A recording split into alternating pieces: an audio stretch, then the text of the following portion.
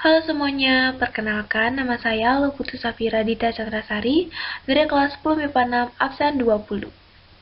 Pada kesempatan kali ini, saya akan membahas materi tentang operasi pada vektor, yaitu ada operasi penjumlahan pada vektor, pengurangan vektor, dan perkalian vektor. Yang pertama, ada operasi pada vektor. Kesamaan dua vektor. Dua atau lebih vektor dapat dikatakan sama apabila ia memiliki besar dan arah yang sama.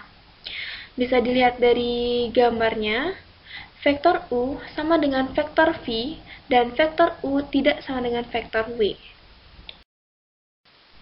Yang kedua, penjumlahan pada vektor.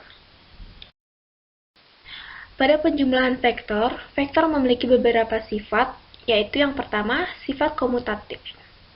Jika dua vektor, vektor A dan B, dijumlahkan seperti pada gambar di bawah, maka dengan metode segitiga penjumlahan tersebut dapat dilakukan dengan dua cara, yaitu cara yang pertama, vektor B digeser hingga pangkalnya berimpit dengan ujung vektor A.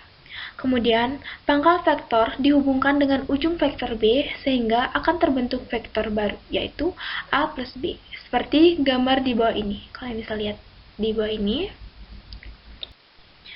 Yang kedua, vektor A digeser hingga pangkalnya berimpit dengan ujung vektor B, kemudian pangkal vektor B dihubungkan dengan ujung vektor A, sehingga akan terbentuk vektor baru, yaitu B plus A, seperti gambar di bawah ini. Sifat yang kedua ada sifat asosiatif. Jika terdapat tiga vektor, misal vektor A, B, dan C, seperti terlihat gambar di bawah ini, maka jika penjumlahan tersebut dilakukan dengan penjumlahan metode segitiga, yaitu menjumlahkan dua vektor terlebih dahulu, baru kemudian resultannya ditambahkan dengan satu vektor yang tersisa, dapat dilakukan dengan dua cara, yaitu cara yang pertama, vektor B digeser ke ujung vektor A terlebih dahulu, sehingga menghasilkan vektor A plus B. Kemudian, vektor C digeser ke ujung vektor A plus B, lalu pangkal vektor A plus B dihubungkan ke ujung vektor C, sehingga menghasilkan vektor dalam kurung A plus B kurung tutup plus C, seperti gambar pada di bawah ini. Cara yang kedua, vektor C digeser ke ujung vektor B terlebih dahulu, sehingga menghasilkan vektor B plus C. Kemudian, geser vektor B plus C ke ujung vektor A, lalu pangkal vektor A dihubungkan ke ujung vektor B plus C, sehingga menghasilkan vektor A plus dalam kurung B plus C. Seperti gambar berikut ini, yang di bawah ini kalian bisa lihat. Dari cara di atas, dapat disimpulkan bahwa dalam kurung A plus B A sama dengan A dalam kurung B plus C. Inilah yang disebut dengan sifat asosiatif. Selanjutnya, pengurangan pada vektor. Pengurangan vektor secara geometrik. Diketahui vektor U dan vektor V. Vektor min V merupakan lawan dari vektor V, yaitu vektor yang panjangnya sama dengan vektor V, tetapi arah berlawanan. Di sini terdapat aturan segitiga dan jajar genjang. Bisa kalian lihat pada contoh gambar di bawah ini. Yang kedua, secara analitik.